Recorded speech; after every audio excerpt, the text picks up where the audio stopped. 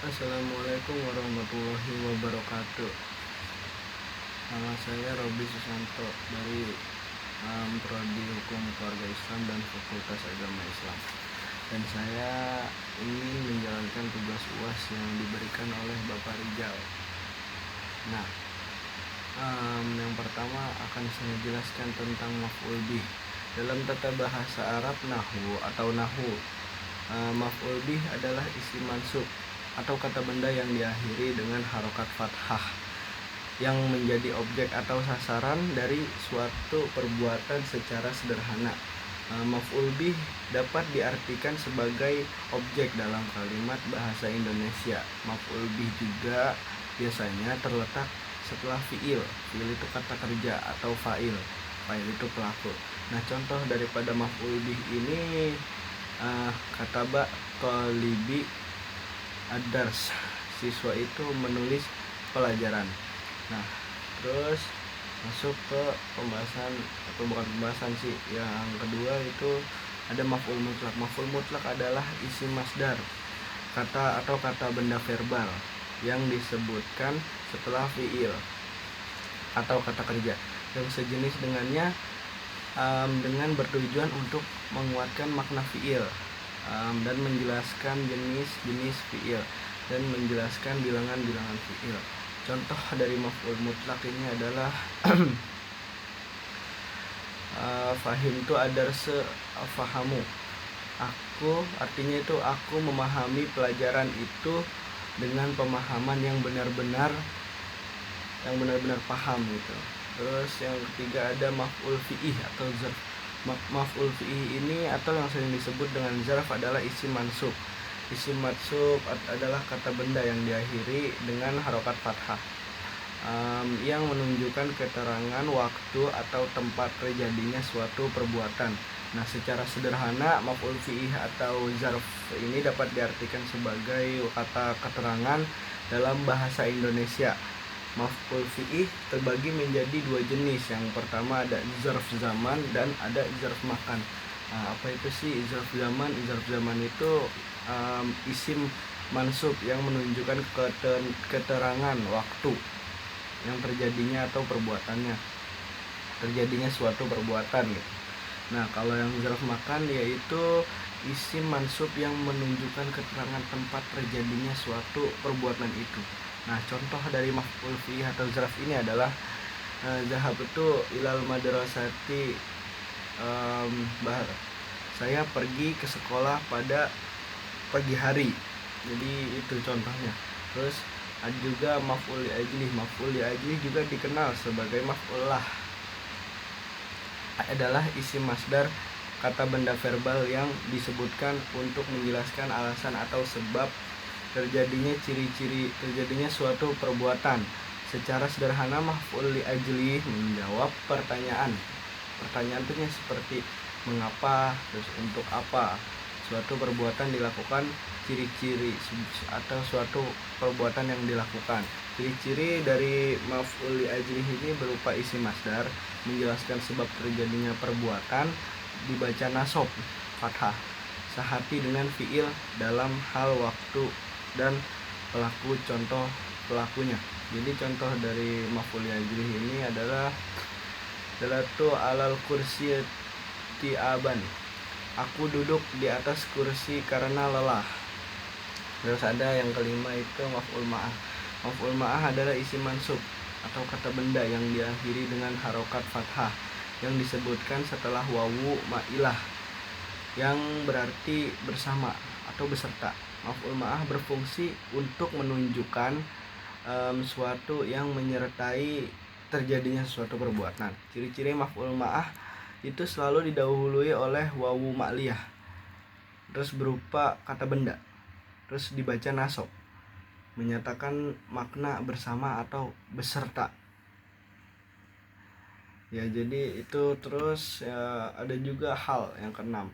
Dalam bahasa Arab, hal adalah isim mansub, kata benda yang diakhiri dengan harokat fathah yang menjelaskan keadaan atau kondisi fa'il, pelaku, atau maf'ul bih ya objek. Ketika suatu perbuatan terjadi secara sederhana, hal.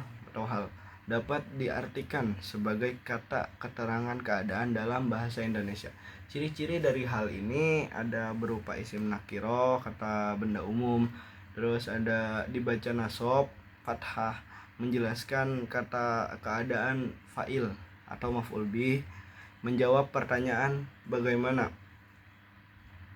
Contohnya qalat talibu la mumahma, siswa itu masuk kelas dengan tersenyum.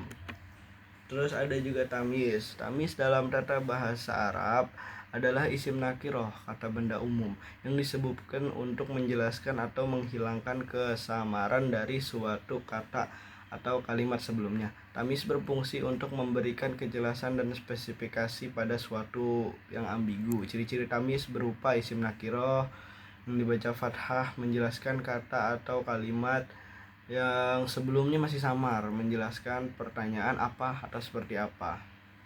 Jadi contoh dari tamyiz itu atalibu ana usrina kitaban, saya membeli, seorang pelajar membeli 2 buah buku. Terus ada juga istisna bi'illa. Dalam tata bahasa Arab, istisna adalah pengecualian. Istisna bi'illa berarti pengecualian menggunakan illa. Illa berfungsi untuk mengeluarkan sebagian dari keseluruhan yang disebutkan sebelumnya. Komponen istisna bi'illa adalah mustasna minhu, illa, mustasna, istisna tam mujab, istisna tam manfi, istisna nakis manfi. Ya, cukup itu. Contoh dari istisna bi'illa itu falamal qauma li azadian, kaum itu berdiri kecuali Zaid. Terus fi'il mudhari mansub. Dalam tata bahasa Arab, fi'il mudhari mansub adalah kata kerja mudhari, fi'il mudhari yang dibaca nasab fathah. Hal ini terjadi ketika fi'il mudhari didahului oleh huruf-huruf nasab. Ya, maunya segitu. Itu pembahasan dari maf'ul bih. Nah, sekarang kita masuk ke pembahasan al-arabiyah li al-qanun, al-majrurat dan al-majzmumat. Nah, yang al-majrurat ini, majrurat adalah istilah dalam tata bahasa Arab yang merujuk pada kata-kata yang memiliki tanda i'rab, jar, kasroh pada akhir katanya. Huruf-huruf jar itu ada 8, min, ilan, ala, firuba, bikali, bika. Contoh daripada huruf jar ini kharaja zaidun minal masjid. Kharaja zaidun minal masjid itu Zaid keluar dari masjid, huruf jarnya min. Terus ada aja zaidun fil bait, nah huruf jarnya fi. Terus alkitabu ala tawilah, nah itu huruf jarnya ala. Terus ada juga zahaba zaidun ilal madrasah, nah itu huruf jarnya ila. Terus ada juga kataba zaidun bil qalami, huruf jarnya bi. Nah, mungkin ada juga contoh lainnya, pokoknya memiliki unsur-unsur huruf jar. Nah, al-majmumat ini dalam tata bahasa Arab, al-majmumat adalah istilah yang merujuk pada kata-kata yang mengalami i'rab jazm. Kata-kata ini biasanya berupa fi'il mudhari, kata kerja untuk sekarang atau yang akan datang. Nah, yang berpengaruh untuk huruf jazm atau syarat tertentu. Tanda jazm pada kata-kata ini biasanya merupakan sukun di akhir dan atau di akhir kata, atau penghilang huruf terakhir pada fi'il mudhari yang mutal atau berakhir dari huruf ilat. Terus contoh huruf jazm yang menyebabkan fi'il mudhari menjadi majzum: lam, la, anna, hiya, in, dan man. Ya. Terus contoh kalimat jazm, huruf jazm: lam yadhab illa ilal madrasah, dia tidak pergi ke sekolah. Terus ada la takdib, jangan berbohong. Terus intajtanjah, jika kamu rajin maka kamu akan sukses. Terus man yajtahid yanjah, siapa yang rajin dia akan sukses.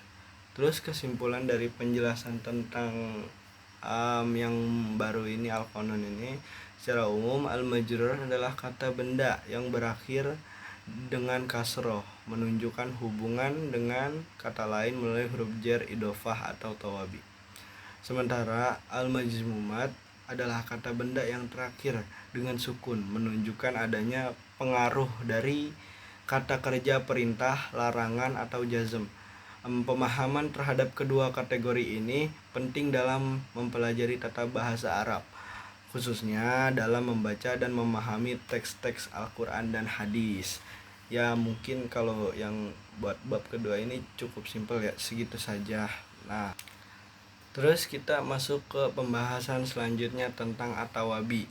Pengertian daripada at-tawabi ini, kebetulan tawabi ini adalah dalam ilmu nahwu ini at-tawabi berarti kata-kata yang mengikuti kata sebelumnya, mutalbih. Dalam hal i'rab, rofa, nasab, jer, kata yang diikuti disebut adalah disebut matbu, yang diikuti. Sedangkan kata yang mengikuti disebut at-tabi, pengikut. Hubungan antara keduanya bergantung pada fungsi tata bahasa, sehingga i'rab at-tabi selalu sesuai dengan matbu. Macam-macam tawabi itu ada 4. Naat, atof, taukid, badal. Nah, yang pertama nih, naat. Naat adalah sifat-sifat yang disifati dengannya kata sebelumnya yang dinamai dengan sifat. Nah, sifat mengikuti dengan sifatinya dari segi kekhususan dan keumumannya. Apabila yang disifati merupakan isim ma'rifat, isim yang umum, maka sifatnya juga berupa isim ma'rifat, isim yang umum. Dan jika yang disifati merupakan isim nakiroh, maka isim yang khusus, maka sifatnya ikut seperti isim nakiroh, isim yang khusus. Sifat mengikuti yang disifati dari segi kemuzakaran dan kemuannasan.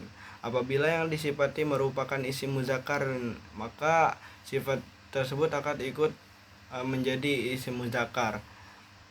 Nah, jika sifat itu mengikuti isim muannas, maka sifat tersebut akan muannas juga. Naat terbagi menjadi 2, yaitu naat hakiki dan naat sababi. Naat hakiki adalah naat yang merofakkan isim domir, yang tersembunyi, yang kembali itu domir pada yang disifati. Contohnya ja'a Zaidun al-mujtahid, telah datang Zaid yang rajin. Nah, yang kedua ada naat sababi. Ini naat sababi adalah naat yang merofakkan isim yang tampak, di mana pada isim yang tampak itu terdapat isim domir yang kembali kepada yang disifati. Contohnya akramtu talibah fadilah abuhu. Saya telah memuliakan seorang pelajar yang memuliakan ayahnya. Nah, terus kita masuk yang kedua, itu atof. Atof adalah kata yang menengahi di antaranya dan antara kata yang diikutinya dengan salah satu huruf atof. Rukun-rukun, ada juga rukun-rukun dari kalimat atof ini. Terdapat mutaf alaih, terus terdapat huruf atof, terus terdapat ma'atuf. Ya, adapun contoh dari kalimatnya atau kalimat atof ini, aqra'ul Quran wa kitabat tauhid. Saya telah membaca Al-Quran dan kitab-kitab tauhid. Nah, terus ada juga taukid. Taukid ini adalah yang mengikuti dalam suatu kalam atau kalimat untuk menolak sangkaan atau pendengar, dan pendengarlah yang bukan sesuai maksudnya, dan disebut sebagai takkid. Taukid terbagi menjadi 2 juga. Ada taukid labzi, ada taukid manawi. Taukid labzi, taukid labzi ini adalah penegasan dengan cara mengulang kata muakkad yang ditegaskan. Contoh dari taukid labzi ini, istaroitu, kitaban. Saya telah membeli buku. Lafaz kitaban yang kedua merupakan taukid daripada lafaz yang pertama. Inilah yang dinamakan taukid labzi. Nah, terus taukid ma'nawi adalah penegasan dengan cara mengulang kata berikut, seperti nafsun, ainun, kila, kilta, kullu, jami'un, amatun. Contohnya contohnya ja'a Ahmadun ainuhu, Ahmad telah datang dirinya. Taukid mengikuti muakkad dari segi rofa, nasab, dan jar. Terus yang 4 ini ada badal. Badal yang terakhir. Yang dari pembahasan tawabi ini badal yang terakhir. Badal dengan tabi. Badal adalah tabi yang berjalan baginya dengan menyebutkan kata sebelumnya dengan tidak sengaja untuk zatnya sendiri. Badal mengikuti mubdal minhu yang diganti darinya. Dari segi rofa, nasob, jar, jazm. Badal dibagi menjadi 4 nih. Antara lain yang pertama ada badal kul min kul, badal bad, badal istimal, badal golat. Badal kul kata yang menggantikan kata sebelumnya secara keseluruhan nih. Contohnya jaro, Khalid, sodiqotun. Khalid mengunjungi temannya. Pada contoh di atas, kata sodiqotun temannya menggantikan Khalid secara penuh. Jadi kan itu zaro Khalidun. Jadi mengikuti secara penuh, menjelaskan bahwa Khalid lah yang melakukan kunjungan. Terus ada juga badal bad, pengganti sebagian, jadi sebagian yang diganti, yang menggantikan sebagian dari kata sebelumnya. Jadi qara'tul kitaba nisfahu, aku membaca buku itu setengah. Nah, kata setengah itu nisfahu menggantikan sebagian dari kata sebelumnya, yaitu kitab, buku. Nah, ada juga yang ketiga ini badal istimal, pengganti makna terkait. Kata pengganti yang menggantikan makna atau bagian yang berkaitan dengan kata sebelumnya. Contohnya a'jabani Khalidun akhlaqohu, aku kagum kepada Khalid akhlaknya. Kata akhlaknya menggantikan Khalid dalam kata sifat tertentu, yaitu akhlak. Nah, terus yang 4 ada badal golat, pengganti koreksi atau kesalahan. Kata yang menggantikan kata sebelumnya untuk memperbaiki kesalahan penyebutan. Seperti contohnya ro'a itu Zaidan Amaron, aku melihat Zaid, maksudku Amr. Kata Amr digunakan untuk memperbaiki kesalahan penyebutan sebelumnya, yaitu Zaidan. Terus fungsi badal nih, fungsi badal memperjelas makna kata yang digantikan dalam kalimat, terus menambahkan keindahan struktur kalimat dalam bahasa Arab, menghindari ambiguitas dengan memberikan penjelasan lebih rinci. Jadi ya, terus kita akan bahas yang terakhir ini, pembahasan terakhir itu al-marfu'at. Dalam tata bahasa, al-marfu' adalah istilah yang digunakan untuk menunjukkan kata yang berfungsi sebagai subjek atau pelaku dalam kalimat. Dalam bentuk marfu, kata biasanya memiliki tanda domah di akhir kata. Contoh sederhana dari dalam bahasa Arabnya itu ar-rijalu iqra'ul kitab, pria itu membaca buku. Di sini rajulu adalah subjek yang berada dalam bentuk marfu. Ciri-ciri kata marfu ditandai domah atau tanwin di akhir kata.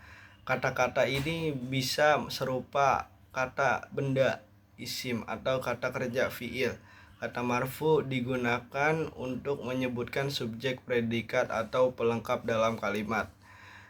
Terus bagian-bagian dari al-marfu'at, yang pertama ada mubtada. Mubtada adalah subjek dalam sebuah kalimat dalam bahasa Arab. Biasanya mubtada terletak di awal kalimat dan selalu berupa kata benda yang marfu. Contohnya Zaidun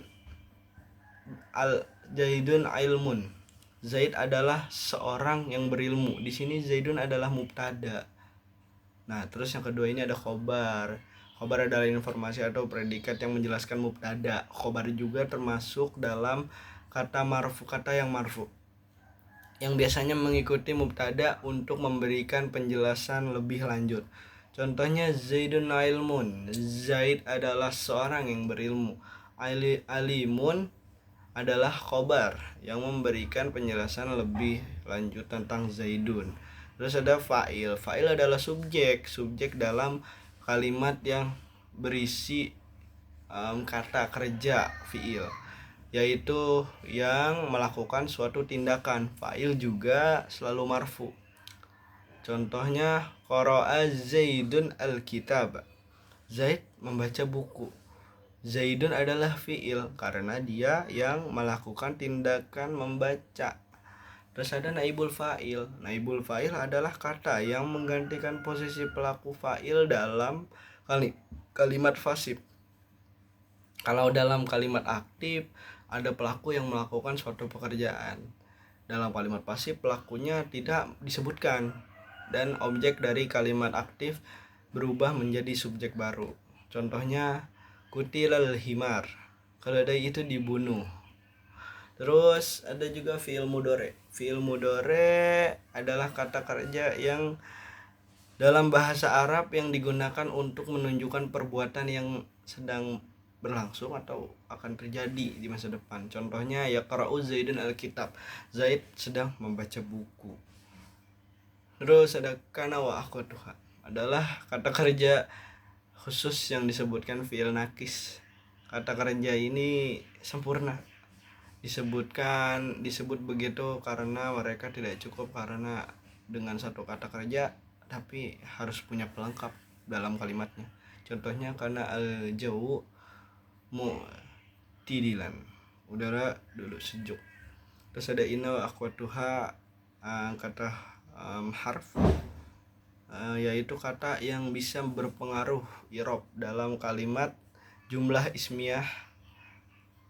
Kalau kata-kata ini termasuk dalam kalimat mubtada berubah menjadi isim inna yang mansub, sedangkan khobar tetap marfu. Contohnya inna at-talibu mujtahidun.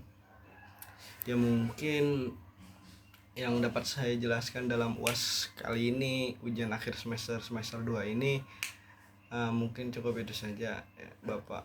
Mohon maaf apabila banyak yang masih saya gak ngerti atau salah ya, mohon maaf karena saya juga di sini masih belajar. Ya mungkin cukup sekian dari saya, jika ada salahnya maaf karena saya juga masih belajar. Wassalamualaikum warahmatullahi wabarakatuh.